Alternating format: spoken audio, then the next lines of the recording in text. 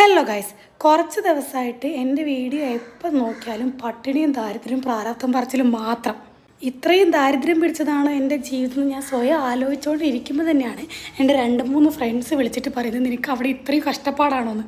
സത്യം പറഞ്ഞാൽ ഒരു 50% സാധനങ്ങൾ വാങ്ങാൻ മറന്നു പോകുന്നതും ഒരു 50% മടിയും കാരണമാണ് ഞാൻ ഒന്നും ഉണ്ടാക്കാത്തത്.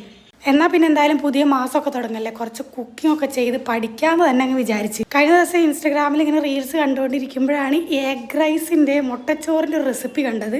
നോക്കിയപ്പോൾ വളരെ സിമ്പിളാണ്. അപ്പോൾ അതങ്ങ് ഉണ്ടാക്കാമെന്ന് വിചാരിച്ച് കുറച്ച് സാധനങ്ങളൊക്കെ വാങ്ങിച്ച് ചോറൊക്കെ വെച്ച് നമ്മുടെ ഉള്ളിയും തക്കാളിയും പച്ചമുളകും മസാലയൊക്കെ കൂടെ ഇട്ട് വഴറ്റിയിട്ട് 2 മുട്ടയും കൂടെ പൊട്ടിച്ചൊഴിച്ചിട്ട് അതങ്ങോട്ട് മിക്സ് ചെയ്ത് പിന്നെ നമ്മൾ വേവിച്ച് വെച്ച ചോറും കൂടെ അതിലേക്കിട്ട് മിക്സ് ചെയ്ത് സംഭവം 20 മിനിറ്റിൽ എഗ് റൈസ് ആയിട്ടോ.